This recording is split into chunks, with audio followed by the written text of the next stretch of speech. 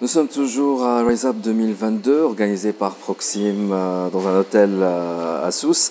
Là, nous ne sommes pas à l'événement, dans la salle de l'événement, nous sommes dans le lobby de l'hôtel et nous sommes très heureux d'avoir parmi nous Houssam Benrayane, qui est le CTO de Proxim IT et qui est en charge aussi de cette solution qui s'appelle Bunkerize. Et c'est en fait pour cette solution-là que cet événement a été organisé pour faire connaître la solution et pour dire aux différents acteurs de la place financière que c'est facile, c'est pas comme avant, c'est beaucoup plus facile maintenant de digitaliser les process grâce à Bunkerize. Déjà, bienvenue parmi nous. Et là, j'ai des questions qui sont peut-être moins techniques parce que vous avez fait une présentation très technique. Mais je vais prendre l'exemple d'un directeur d'une banque qui peut-être n'a pas la science infuse dans le domaine de la technique. Il va se demander, mais comment Bunkerize va pouvoir m'aider, moi, comme banque, à digitaliser les process et à faciliter la tâche du cycle de vente, disons, pour rendre la chose beaucoup plus facile. Déjà, dans les 2 jours de séminaire, vous avez parlé de flexibilité et de contrôle. Oui. Est-ce que vous pouvez me donner des exemples ? Tout à fait. Bon, d'abord, quand on parle de la flexibilité, je pense que l'attente du digital est que le digital doit être agile et flexible. Ça veut dire que le digital il doit être un moyen plus simple, à la fois pour le client et pour les collaborateurs internes de la banque. Donc, les attentes, elles sont hautes par définition. Donc, la flexibilité, c'est quelque chose qui est très attendu du digital. Mais le contrôle, c'est des réflexes. Le contrôle, en fait, avec la flexibilité et l'agilité, le fait d'avoir exposé les services de la banque, qui sont des services financiers, à des terminaux mobiles ou autres, c'est des challenges et ça demande le changement du mindset de la banque. En fait, parce que contrairement au branch banking, le banking quand le client vient à l'agence, on n'est pas en train de voir le client on n'est pas en train d'interagir avec un client physique. On est en train d'interagir avec des terminaux qui sont distants. On ne sait pas où est le client. Il peut être à l'autre bout du monde. Et ça demande et ça crée des challenges de contrôle.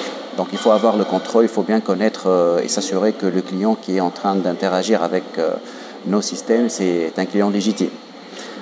Mais en fait, lorsque un client va à l'agence, on lui demande d'aller à l'agence pour ouvrir un compte. Oui. Parce qu'ils veulent être sûrs que c'est la bonne personne qui est devant eux. Tout à fait. Et donc, ils vont voir son visage, comparer par rapport à la carte d'identité. Ils veulent avoir la signature, le spécimen. Oui. Comment digitaliser ça ? En fait, avec le digital, il faut essayer de bien exploiter les moyens qui nous sont offerts. Par exemple, les terminaux mobiles, ils ont les caméras, qui ne sont pas des caméras fixes.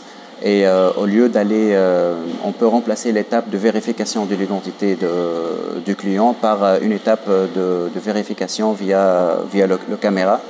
Le challenge se dit, vous pouvez me poser la question, me dire, mais si j'ai une vidéo préenregistrée. Oui, exactement. Tout à fait. Si je connais les étapes par cœur. Tout à fait. Et là, comme je viens de le dire, il faut exploiter les moyens en cours. Et le digital, ça permet d'innover. Et c'est pour cela qu'on peut bénéficier de l'intelligence artificielle, par exemple, pour ouvrir le caméra et un moteur d'intelligence artificielle qui va demander au client de changer l'angle quand il va scanner de la prise de la pièce d'identité. Prise de vue, et donc une fois à droite, une fois à gauche, c'est comme ça ? C'est comme ça. Je peux demander d'aller 2 fois à droite, puis 1 fois à gauche. Comme ça, on s'assure que ce n'est pas une vidéo pré-montée ou préenregistrée. Et par rapport au visage, est-ce qu'il va prendre des données biométriques ou comment ? En fait, pour le visage, c'est des données. Bien sûr, on fait le face matching entre la carte, la pièce d'identité et le visage du client. Avec la caméra du selfie. La caméra du selfie. Et aussi, pour la caméra du selfie, le même moteur d'intelligence artificielle, il peut demander au client de changer la position de son visage pour s'assurer que ce n'est pas une vidéo préenregistrée. Une fois que c'est fait, le moteur, le SDK, il va s'assurer qu'il y a un niveau de confiance qui est supérieur à une limite bien identifiée. On est bien confiant que c'est un client existant et ce n'est pas une vidéo préenregistrée. On peut passer à l'étape suivante. C'est comme ça que ça se passe. Donc, le digital nous permet d'innover. C'est contrairement au core banking, les systèmes bancaires habituels. Ils sont plus ou moins verrouillés. Exactement, ils sont un peu rigides. La flexibilité que donne le digital, c'est pour cela que je parlais de la flexibilité. Le digital, Bancarise notamment. tout à fait. Nous, on est en train de bien innover, d'utiliser les moyens. On a un terminal mobile. Avec l'intelligence artificielle, c'est les moyens qui nous sont à disposition maintenant. Peut-être dans 3-4 ans, il y aura d'autres moyens. Et donc nous, on essaie d'exploiter les moyens qui sont à disposition pour innover et pour faciliter la vie et la tâche des clients. Parce que, mais j'ai une question. Là, par rapport à ce spécimen, parce qu'on a trouvé la solution pour l'ouverture du compte et vérifier l'identité de la personne. Comment on va faire pour le spécimen? Le spécimen, on peut saisir le spécimen avec notre doigt. Pareil, sur l'écran du téléphone mobile, on peut refaire la même chose jusqu'à être satisfait. Donc, on peut effacer le spécimen, ressaisir pas mal de fois. Et ce qui est écologique à la fois, parce qu'on ne va pas utiliser beaucoup plus de papier si on commet une erreur. Tout à fait, parce que dans les systèmes des banques, on scanne le spécimen et on le met quelque part dans les systèmes back-office de la banque. C'est pareil, donc le même spécimen il va être uploadé directement dans le système back-office. Et donc ce verrou qui était dans le core banking, dans le système utilisé par les banques, c'est-à-dire il faut être présent à l'agence, etc. Ce petit verrou-là, donc, il est automatiquement ouvert grâce à Bankerize. Il va donc s'embarquer sur le système et ouvrir cette porte qui est quand même, je suppose, sécurisée. Parce que je voudrais vous poser la question par rapport à la sécurité. C'est un point très crucial pour tout ce qui est système d'information, etc. Mais avant d'y arriver, j'ai envie de poser une question concernant l'user experience. Parce que là, en termes d'user experience, pour un nouveau client, clairement, Bankerize, ça aide la banque à avoir une meilleure user experience. Mais déjà, si la personne est cliente, donnez-moi un exemple où Bankerize pourra améliorer cette expérience client.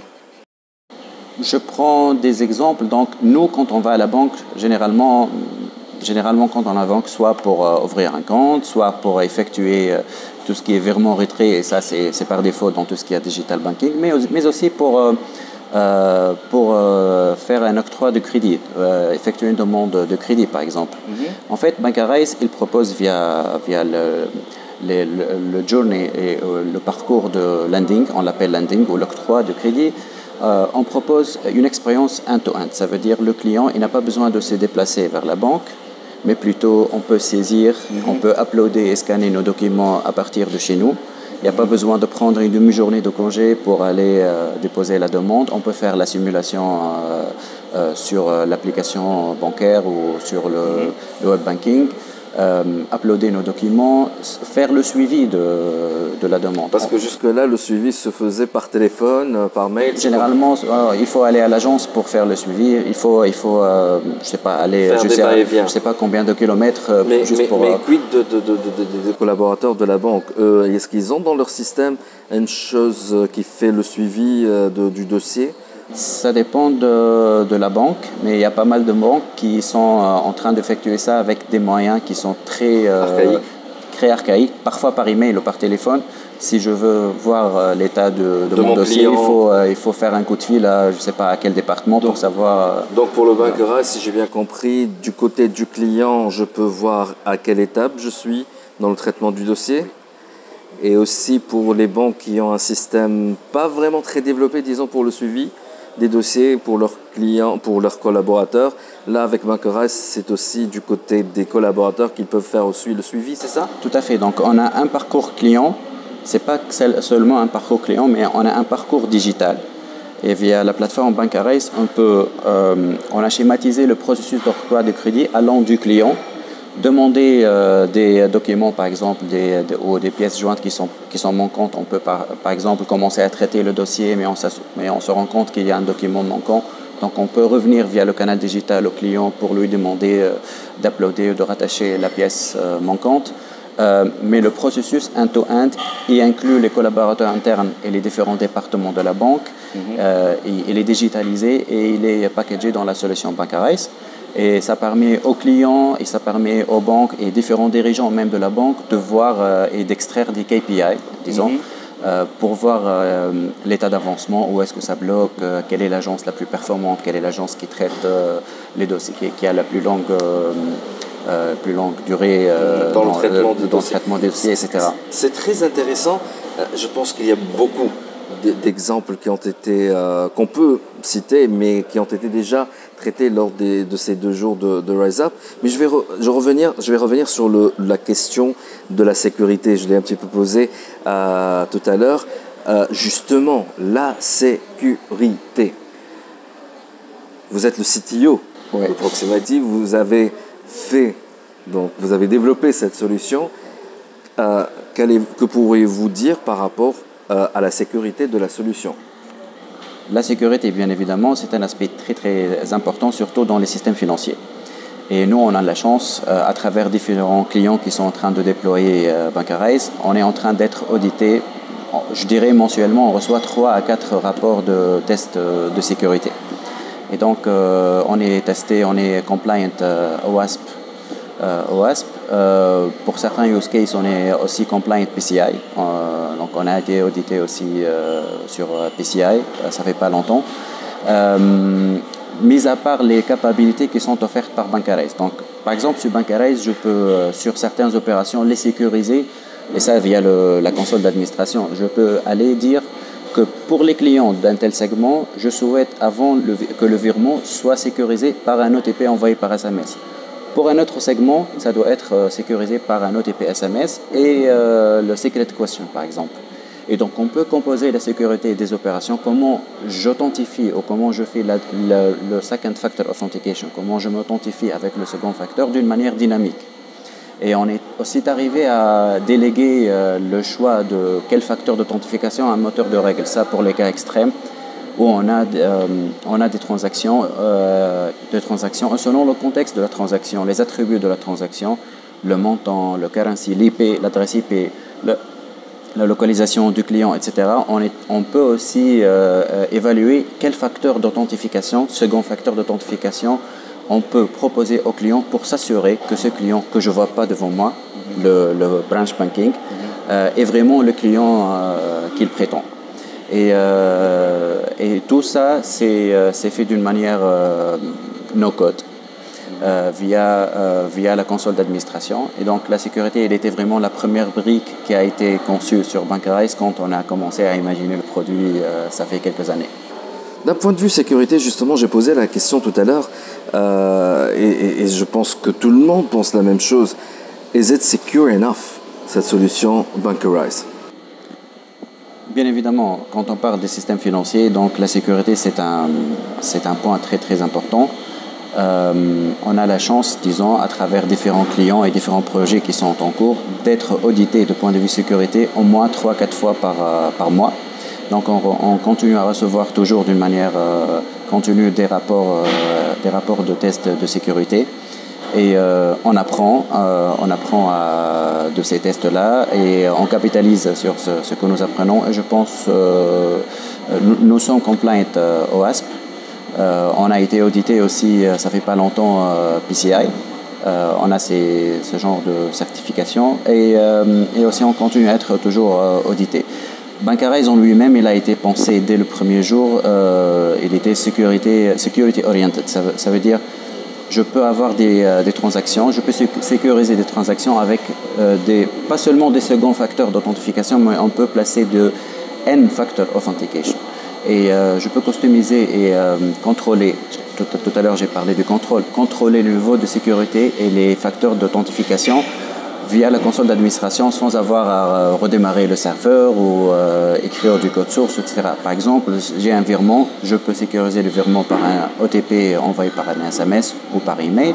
Et je peux aussi choisir de sécuriser cela via le secret question, redemander le mot de passe, utiliser d'autres techniques telles que des certificats électroniques ou autres. Et on peut composer plusieurs facteurs en même temps. Donc la sécurité, c'était un aspect central. Dès le premier jour où on a conçu la solution. Très bien. Et en termes de disponibilité de vos services en cas d'une panne inopinée? Bien sûr, on a une équipe support qui assure la sécurité niveau L2 et L3, Level 2 et Level 3. qui permet de réagir à n'importe quel incident 24/7, y compris les week-ends et les jours fériés. Très bien. Houssem Berayana, CTO de Proxima IT, et vous êtes aussi le CTO de la solution Backerize. Merci beaucoup. Merci, Olivier.